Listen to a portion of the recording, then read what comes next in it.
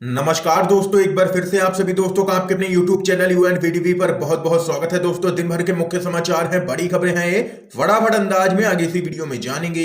ये वो खबरें हैं जो गोदी मीडिया आप तक नहीं पहुंचाता है। तो वहीं दोस्तों, खबरों की तरफ चलने से पहले आप लोगों से एक छोटा सा निवेदन है कि अगर आप लोग भी खुल करके देश भर में नफरत फैला रही गोदी मीडिया का बहिष्कार करते हैं, विरोध करते हैं, तो अभी इस वीडियो को लाइक कीजिएगा, चैनल को फ्री में सब्सक्राइब करके बेल के आइकन को जरूर दबाइएगा दोस्तों, और कमेंट बॉक्स में कमेंट कीजिएगा जय हिंद जय भारत। दरअसल दोस्तों, पहली बड़ी खबर आप लोगों को बताते चलें।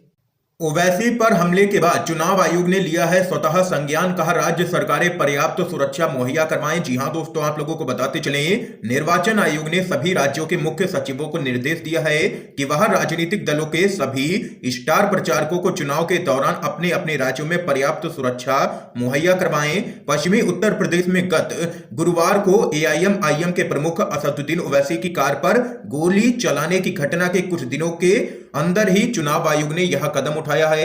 इसके साथ ही दोस्तों, अगली अपडेट आप लोगों को बताते चलें। The nation is at risk, अर्थात देश खतरे में है। जी हां दोस्तों, आप लोगों को बताते चलें, दो पंक्तियों में व्यक्त की गई यह चिंता भारत की प्रमुख विपक्षी पार्टी कांग्रेस के नेता राहुल गांधी के द्वारा संसद में तब व्यक्त की गई जब वो राष्ट्रपति के अभिभाषण के बाद धन्यवाद प्रस्ताव पर बोल रहे थे।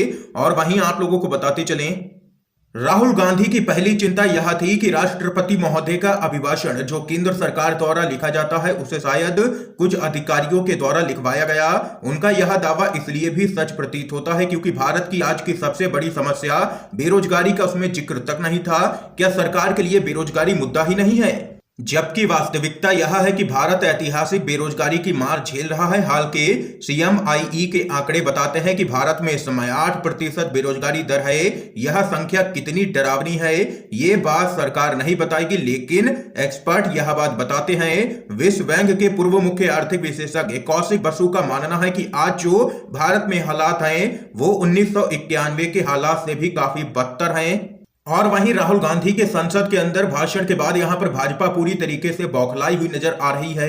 इस बीच एक और बड़ी खबर बताते चले आप लोगों को। मोदी सरकार में पत्रकारिता और पत्रकार दोनों खतरे में, दमन के मामले में पाकिस्तान के बराबर पहुंचा है भारत। रिपोर्ट में हुआ है बड़ा खुलासा। तथाकथित न्यू इंडिया के सरकारी नगाड़े की थापों के बीच अमृत काल में प्रवेश करते ही एक नई रिपोर्ट देश में निष्पक्ष मीडिया और जुझारू पत्रकारों पर बढ़ते खतरों की ओर इशारा करती है। इस रिपोर्ट को नई दिल्ली स्थित मानवाधिकार संस्था rights and risk analysis group ने प्रस्तुत किया है और रिपोर्ट का नाम है इंडिया प्रेस फ्रीडम रिपोर्ट 2021। इस रिपोर्ट के अनुसार वर्ष 2021 में 6 पत्रकार मारे गए, 108 पत्रकारों पर हमले किए गए और 13 मीडिया संस्थानों या समाचार पत्रों को निशाना बनाया गया। निष्पक्ष पत्रकारों के लिए प्रशासन या पुलिस के द्वारा की जाने वाली कार्रवाई के संदर्भ में सबसे खतरनाक जम्मू और कश्मीर क्षेत्र है, जबकि भीड़ के द्वारा उत्पीड़न के संदर्भ में उत्तर पूर्वी राज्य त्रिपुरा सबसे खतरनाक है। ये रिपोर्ट में बड़ा खुलासा हुआ है, जिसके बाद मोदी सरकार की काफी किरकिरी हो रही है। और रिपोर्ट में कहा गया है कि मोदी सरकार में पत्रकारिता और पत्रकार दोनों ही खतरे में है। निष्पक्ष पत्रकारिता को निशाना बनाया जा रहा है, ये यहां पर रिपोर्ट में कहा गया है। दोस्तों, आप लोग इस रिपोर्ट से सहमत हैं या नहीं? अपनी राय जरूर बताइएगा कमेंट बॉक्स में, हाँ या ना में। अगली खबर की तरफ चलते हैं दोस्तों। यूपी के सीएम योगी आदित्यनाथ पर जयंत चौधरी का तंज, दो लड़कों की गर्मी देख करके सर्दी में बाबा के छूट रहे हैं पसीने। जी हां दोस्तों, उत्तर प्रदेश चुनाव को लेकर के सियासी तापमान बढ़ा हुआ है। भले ही उत्तर भारत में इस वक्त कड़ाके की ठंड पड़ रही हो, लेकिन कहीं ना कहीं सियासत में गर्मी दिखाई खूब दे रही है। पश्चिमी उत्तर प्रदेश में सभी राजनीतिक दलों ने पूरा दमखम लगा रखा है, लेकिन पश्चिमी उत्तर प्रदेश में बीजेपी को झटका लगता हुआ नजर आ रहा है, क्योंकि इस बार के चुनाव में किसान पश्चिमी यूपी के अंदर यहां पर सीधे तौर पर बीजेपी के खिलाफ नजर आ रहे हैं। इस बीच आप लोगों को बताते चले, हाल ही में उत्तर प्रदेश के मुख्यमंत्री योगी आदित्यनाथ ने 11 मार्च के बाद गर्मी निकाल देने वाला बयान दिया था। इसी को लेकर के आरएलडी के अध्यक्ष जयंत चौधरी ने योगी पर पलटवार किया है।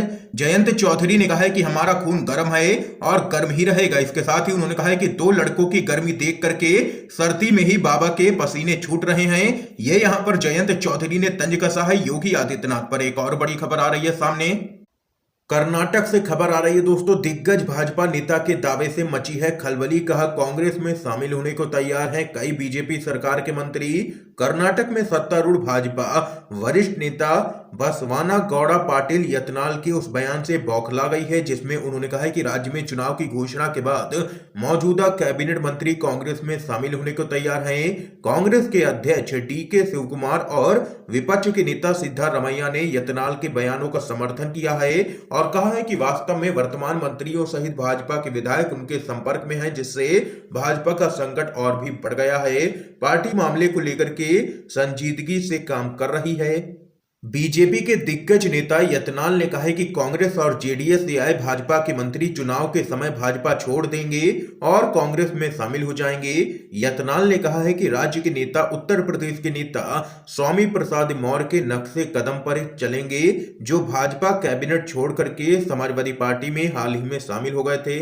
ये यहाँ पर दोस्तों देख सकते हैं कि कर्नाटक की बीजेपी सरकार के अंदर इस दावे के बाद यहाँ पर हड़कंप मच गया है और कई विधायक और कई मंत्री यहाँ पर अपने पद से इस्तीफा दे देंगे। ये यहाँ पर दावा किया है बीजेपी के ही नेता ने। एक और बड़ी खबर बताते चलें, यूपी चुनाव, अखिलेश यादव का भाजपा पर करारा प्रहार, बोले ये सत्ता में आए तो संविधान बदल देंगे। जी हां दोस्तों, आप लोगों को बताते चलें, समाजवादी पार्टी के मुखिया अखिलेश यादव ने अलीगढ़ में बीजेपी पर जमकर के निशाना साधा है। उन्होंने कहा है कि ये चुनाव संविधान को बचाने का है और अगर भारतीय जनता पार्टी सत्ता में फिर से आई तो वो संविधान भी बदल देगी। अखिलेश यादव ने भाजपा पर हमला करते हुए कहा है कि बीजेपी वाले प्रचार और झांसा देने में बहुत आगे हैं। भाजपा में जो जितना बड़ा नेता है वो उतना बड़ा झूठ बोलता है, अगर छोटा नेता है तो वो छोटा झूठ बोलेगा और अगर बड़ा नेता है तो वो उतना ही बड़ा झूठ बोलेगा। अखिलेश यादव ने कहा है कि ये चुनाव संविधान बचाने का चुनाव है। दिल्ली में नई लोकसभा बना रहे हैं ये लोग, बीजेपी सरकार में आ गई तो हो सकता है कि ये लोग संविधान ही बदल दें। ये यहां पर जोरदार हमला अखिलेश यादव ने बोला है भाजपा पर। तो यहां पर दोस्तों देख सकते हैं कि अखिलेश यादव ने कहा है कि बीजेपी हर चीज बदलना चाहती है और जनता सीएम को बदलना चाहती है। गठबंधन को मिलेंगी 400 सीटें, ये यहां पर कहना है अखिलेश यादव का और कहा है कि इस बार बीजेपी का पूरी तरीके से जनता सफाया करने जा रही है।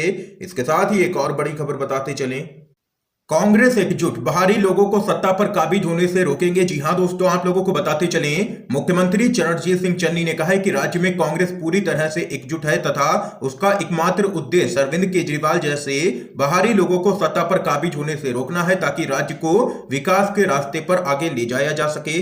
मुख्यमंत्री चन्नी ने अपने विधानसभा क्षेत्र श्री चमकौर साहिब में लोगों से सीधे बातचीत करके कांग्रेस के लिए वोट मांगे हैं। उन्होंने कहा है कि दिल्ली के मुख्यमंत्री अरविंद केजरीवाल ने दिल्ली का पैसा पंजाब में होर्डिंग्स पर खर्च किया है और अब अगर उनकी पार्टी सत्ता में आ गई तो वह पंजाब का पैसा बाहर ले जाएंगे। ऐसी स्थिति में उन्हें रोकने के लिए कांग्रेस को यहां पर वोट करें और सहयोग करें, ये यहां पर कहना है पंजाब के मुख्यमंत्री चरणजीत सिंह चन्नी का। इस समय की दोस्तों आज की सभी बड़ी खबरें थी, मुख्य समाचार थे जो हमने आप लोगों तक पहुंचाए हैं UNVTV के माध्यम से।